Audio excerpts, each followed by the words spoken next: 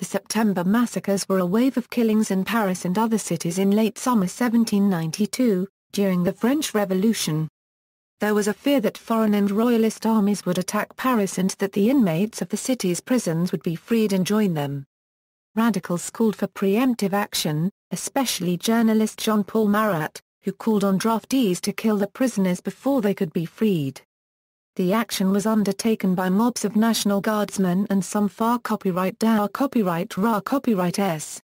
It was tolerated by the city government, the Paris Commune, which called on other cities to follow suit. By September 6, half the prison population of Paris had been summarily executed, some 1,200 to 1,400 prisoners. Of these 233 were nonjuring Catholic priests who refused to support the government. However, the great majority of those killed were common criminals. The massacres were repeated in many other French cities. No one was prosecuted for the killings, but the political repercussions first injured the Girondists and later the Jacobins. The September Massacres were an iconic event that to this day divides the supporters and opponents of the revolution. Gwyn Lewis concludes, "The September Massacres mark a watershed in the troubled history of the relationship between the Fioppli unregistered trademark and the political elite in France.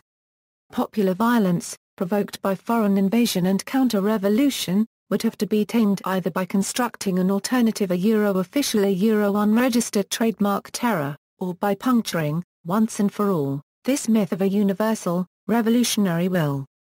The Jacobin terror of 1793-4 was a product, not so much of Enlightenment theorizing as of war, and the related twin political forces unleashed by the revolution itself, popular radicalism and elite and populaire counter-revolution.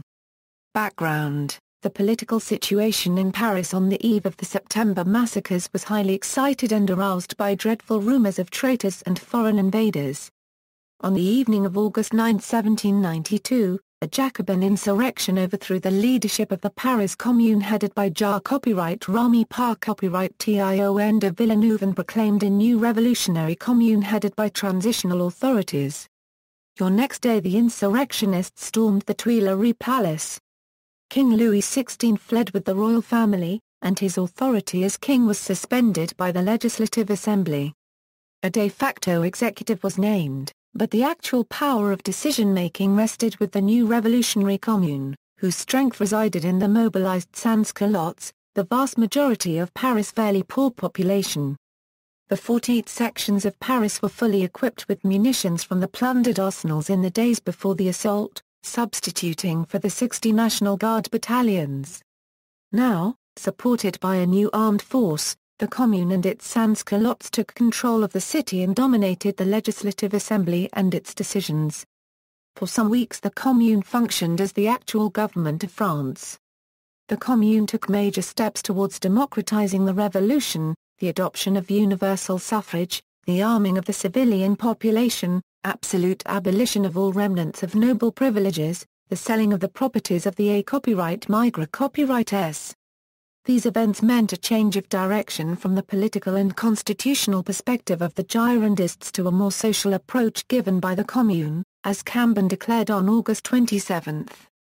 To reject with more efficacy the defenders of despotism, we have to address the fortunes of the poor, we have to associate the revolution with this multitude that possess nothing, we have to convert the people to the cause. Besides these measures, the Commune engaged in a policy of political repression of all suspected counter-revolutionary activities. Beginning on August 11, every Paris section named its Committee of Vigilance. Mostly these decentralized committees, rather than the Commune, brought about the repression of August and September 1792. From 15 to August 25, around 500 detentions were registered. Half the detentions were made against nonjuring priests, but even priests who had sworn the required oath were caught in the wave. In Paris, all monasteries were closed and the rest of the religious orders were dissolved by the law of August 15.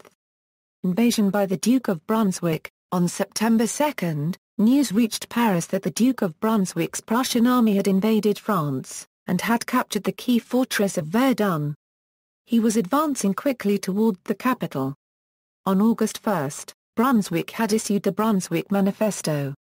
His avowed aim was, to put an end to the anarchy in the interior of France, to check the attacks upon the throne and the altar, to re-establish the legal power, to restore to the king the security and the liberty of which he is now deprived, and to place him in a position to exercise once more the legitimate authority which belongs to him.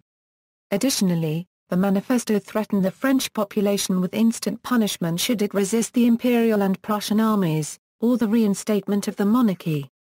Such information fueled this first wave of mob hysteria of the revolution. By the end of August, rumors circulated that many in Paris such as nonjuring priests who opposed the revolution, would support the first coalition of foreign powers allied against it. Furthermore, Paris lacked extensive food stocks. Reports of massacres. When news that Brunswick had captured Verdun reached the convention, they ordered the alarm guns fired, which escalated the sense of panic.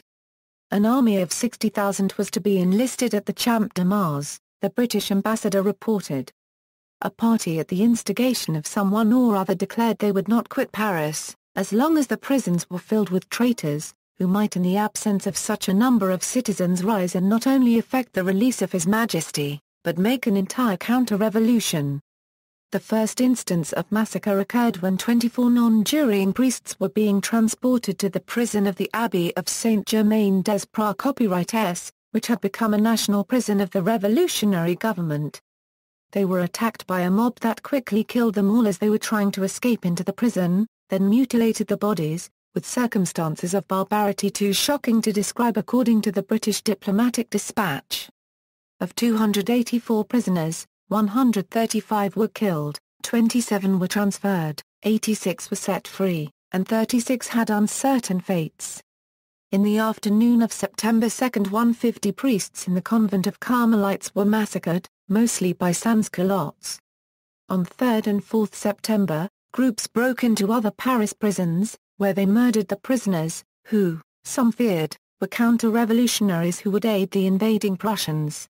From 2 to September 7, summary trials took place in all Paris prisons. Almost 1,400 prisoners were condemned and executed, in truth half the detained persons from the previous days.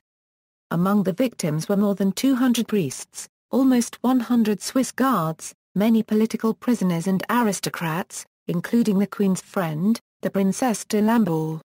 Rostef de la Bretonne saw the bodies piled high in front of the car Saint-Elliot and witnessed atrocities that he recorded in Les Nuits de Paris. Martyrs, a group of 191 churchmen killed during the massacres, was beatified by Pope Pius XI on October 17, 1926. Among the martyrs were Pierre-Louis de la Rochefoucauld Bayers, Bishop of Saints. Jean-Marie du Lardin unregistered trademarkman, Archbishop of Arles. Frère Sectionnoir Joseph de la Rochefoucauld Mormont, Bishop of Beauvais. And Ambroise Augustin Chevray, the last Superior General of the monastic congregation of Saint-Mot. See also, the Legislative Assembly and the Fall of the French Monarchy, List of massacres in France. Notes. Further reading, Hibbert, Christopher, The Days of the French Revolution, William Morrow, New York, 1980. Sharma, Simon, Citizens, A Chronicle of the French Revolution, pages 629–39. Scott, Samuel F. and Barry Rothorse, eds. Historical Dictionary of the French Revolution 1789–1799 Volume 2 pages 891–97 online, Tackett, Timothy. Rumour and Revolution, The Case of the September Massacres, French History and Civilization Volume 4, pages 54–64.